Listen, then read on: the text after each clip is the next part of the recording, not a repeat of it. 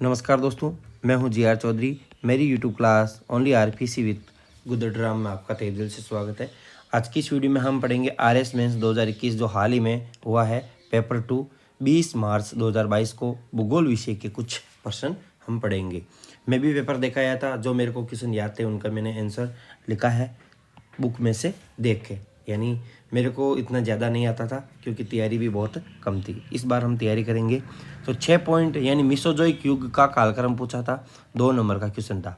तो 6.5 करोड़ वर्ष से 24.5 करोड़ वर्ष पहले यानी 225 मिलियन वर्ष पूर्व भी हम इसे कह सकते हैं। और सेकेंडरी महाकल्प था और इस महाकल्प को वापिस कल्प यानी पीरियड के रूप में बांटा गया था, जिसे ट्रियासिक, जुरासिक और क्रीटोसियस, इसे हम 3 कालों में बांट सकते थे। राजस्थान में जस्ता उत्पादक क्षेत्र पूछे थे और इसे हम मैप के जरिए भी दर्शा सकते थे, जैसे रामपुरा अगुचा भीलवाड़ा, राजपुरा दरीबा राजसमंद, जावर खान उदयपुर, चौथ का बरवाड़ा उदयपुर, गुड़ा किशोरदास अलवर, देबारी उदयपुर, सिंधेसर खुर्द खान रेल मगरा राजसमंद। अब दोस्तों आपको पता है कि सीसा और जस्ता साथ में निकलते हैं और चांदी भी इनके साथ में निकाली जाती है। अगला है राजस्थान में धात्विक खनिज। तो धात्विक खनिजों को 2 भागों में बांट सकते हैं, जैसे लोहा धात्विक और अलोहा धात्विक। जैसे लोहा धात्विक खनिज है, जैसे लोहा अयस्क।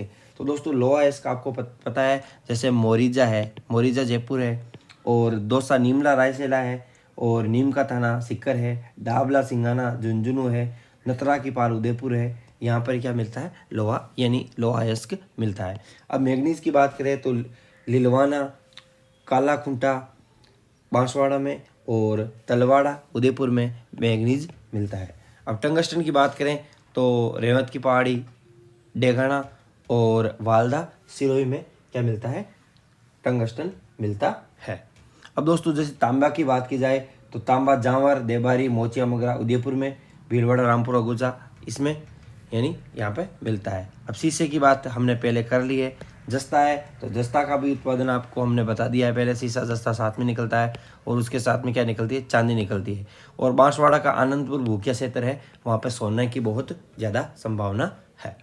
और एक एल्यूमिनियम और कैडमियम, ये हमें हम लिखना था दोस्तों। ये जिसने लिखा उसको ये शायद लगभग या तो 2 नंबर का या 5 नंबर का क्वेश्चन था। मेरे को लग रहा 5 नंबर का शायद ये क्वेश्चन था। सियाल परत, एडवर्ड स्वेस के अनुसार सियाल परत पृथ्वी की सबसे ऊपरी परत है जो सिलिका प्लस एल्यूमिनियम से बनी है। इसका घनत्व 2.75 ग्राम सेमी क्यूब से 2.90 ग्राम सेमी क्यूब था। और चट्टानें किस प्रकार की है? ग्रेनाइट चट्टानें है। और इसे हम इस मैप के जरिए यानी इस चित्र के जरिए हम दर्शा सकते हैं। सियाल परत, सीमा और निपे ऊपरी परत हो गई, उसके बाद में सीमा बीचली और निपे निचली यानी लोहा की निचली थी, ये केंद्र बिंदु। अगला है पश्चिमी घाट की पर्वत श्रेणियाँ, कितनी पूछी थी? 4 पूछी थी। आनमुंडी केरल, अगस्यगिरी केरल, कुमार पर्वत कर्नाटक, कलसुबाई महाराष्ट्र, ब्रह्मगिरी कर्नाटक, कुंद्रेमुखम कर्नाटक, डोलाबेटा तमिलनाडु। अब है जैसे कोडेकेनाल तमिलनाडु, तोरबदुर्ग पुणे, पुरंदरदुर्ग पुणे। उष्णकटिबंधीय सदाबहार वनों की विशेषताएं पूछी थी, तो इसका मैं क्षेत्र विस्तार बताना था। पश्चिमी घाट के पश्चिम ढाल पर उत्तर पूर्वी क्षेत्र की पहाड़ियां जैसे अंडमान निकोबार द्वीप समूह, इनके वर्षा की जरूरत होती थी 200 सेंटीमीटर से ज़्यादा और तापमान 22 डिग्री सेल्सियस से ज़्यादा। वर्ष भर हरे भरे रहते हैं क्योंकि पत्तियां झड़ने, फल फूल आने का समय क्या था? अलग अलग था। मुख्य वृक्ष रोजवुड, महोगनी, एनी और एबिन, यानी इनकी लकड़ी किस प्रकार की थी? दृढ़ लकड़ी थी, जो फर्नीचर अन्य कामों में उपयोगी थी। ये घने वन भूमध्य रेखा और उष्णकटिबंधीय क्षेत्र के पास पाए जाते हैं। इन्हें वर्षा वन भी कहते हैं। दिन के समय सूर्य का प्रकाश इन वनों की संगीनता के कारण पृथ्वी पर नहीं पहुंच पाता। जैसे ये सूर्य है और ये वन है, इनकी इतनी सघनता होती है कि यानी पेड़ों के नीचे यानी यहाँ से यहाँ तक प्रकाश पहुँचने में दिक्कत होती है। राजस्थान में गैर परंपरागत ऊर्जा स्रोत, तो दोस्तों गैर परंपरागत ऊर्जा स्रोत, परंपरागत का मतलब है जिनका उपयोग करने के बाद वो नष्ट हो जाते हैं और इनका उपयोग हम क्या कर सकते हैं? बार बार उपयोग कर सकते हैं। तो उसमें थे परमाणु ऊर्जा, पवन ऊर्जा, सौर ऊर्जा और बायोमास। जैसे परमाणु ऊर्जा है, पवन ऊर्जा है, बायोमास है और सौर ऊर्जा है। अगला है ज्वालामुखी की परिप्रशांत मेखला का विवरण। तो सबसे ज़्यादा ज्वालामुखी है वो परिप्रशांत महासागरीय मेखला में आता है। लगभग 2.3% भाग, यानी जब विश्व में जैसे 100% ज्वालामुखी आती है उसमें से 2.3 भाग पर यानी 62% भाग पर है वो परिप्रशांत महासागरीय मेखला पर भूकंप यानी ज्वालामुखी आती है। और तटीय भागों द्वीपों के सहारे ये पाई जाती है। इसके अंतर्गत 22 पर्वत आते हैं। इस मेखला का विस्तार अंटार्कटिका के माउंट एरबेस से लेकर दक्षिण अमेरिका की एंडीज पर्वतमाला और उत्तरी अमेरिका की रॉकी पर्वत श्रेणी का अनुसरण करते हुए अलास्का, पूर्वी रूस, जापान, फिलीपींस आदि से होते हुए मध्य महाद्वीपीय पेटी तक इस मेखला का विस्तार है। और प्रशांत महासागर की अग्नि मेखला भी इसे कहते हैं, यानी रिंग ऑफ फायर। क्यों कहते हैं? क्योंकि लगभग 40,000 किलोमीटर क्षेत्र है वो भूकंप से प्रभावित है और घोड़े की नाल जैसा इसका क्या है? आकार है। जो 40,000 किलोमीटर क्षेत्र है वो किस प्रकार की है? घोड़े की नाल के समान। अब प्रमुख ज्वालामुखी पर्वत जैसे जापान का फ्यूजियामा, फिलीपींस का माउंट ताल व मेयान, मध्यवर्ती अमेरिका का चिमरांजो पर्वत है वो ज्वालामुखी की परिप्रशांत मेखला का क्षेत्र है। रॉकी पर्वत की भौगोलिक विशेषताएं तो विस्तार है। उत्तरी अमेरिका के पश्चिमी भाग में सामान्यतः उत्तर दक्षिणी दिशा में अलास्का से उत्तरी न्यू मैक्सिको तक फैली है। ऊंचाई है वो 1000 से 14,431 फुट तक है वो ऊंचाई है, यानी कहीं पर ऊंची है, कहीं पर नीची है, कहीं पर ऊंची है, कहीं पर नीची है। यानी इसकी विशेषता है कि बीच बीच में क्या हुई है? खंडित हुई है। और वर्तमान में किस प्रकार की है? ये वलित प्रकार की है। इससे अलास्कन रॉकीज, कैनाडियन रॉकीज और यूएसए में उत्तरी, मध्य और दक्षिणी रॉकीज में बांटा गया है। जलवायु को प्रभावित करती है क्योंकि ये पछुआ पवनों को क्या करती है? रोकती है।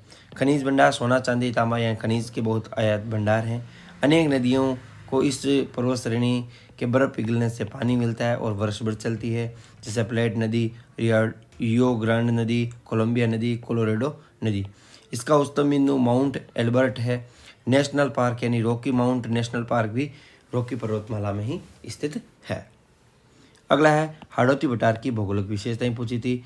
इसे दक्षिणी पठार यानी दक्षिणी पूर्वी पठार भी कहते हैं।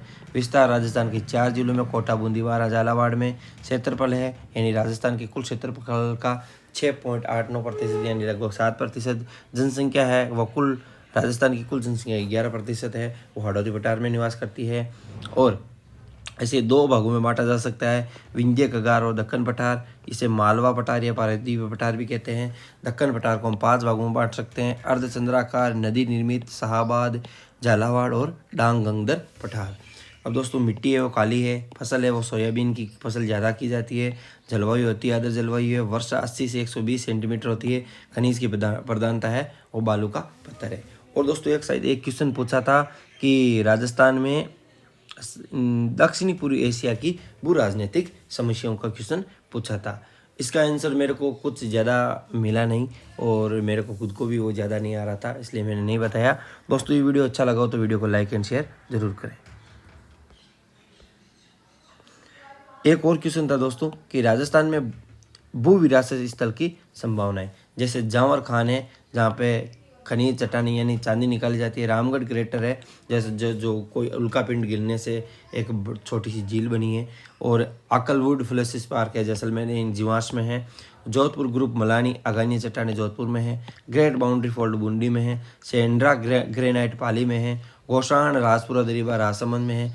नेपेलाइन साइनाइट किशनगढ़ अजमेर में है। वेल्डेड टप जोधपुर में है, सिली भवन के लिए प्रसिद्ध है। स्ट्रोमेटोलाइट पार्क है वो भोजुंडा चित्तौड़गढ़ व जामर कोटरा उदयपुर में है। बर कॉम्लोमेरेट पाली में स्थित है, नदी और साधु से निर्मित है। यानी 12 जियो हेरिटेज साइट है, इनके में राजस्थान में संभावना बहुत ज़्यादा है। दोस्तों वीडियो अच्छा लगा तो वीडियो को लाइक एंड शेयर जरूर करें।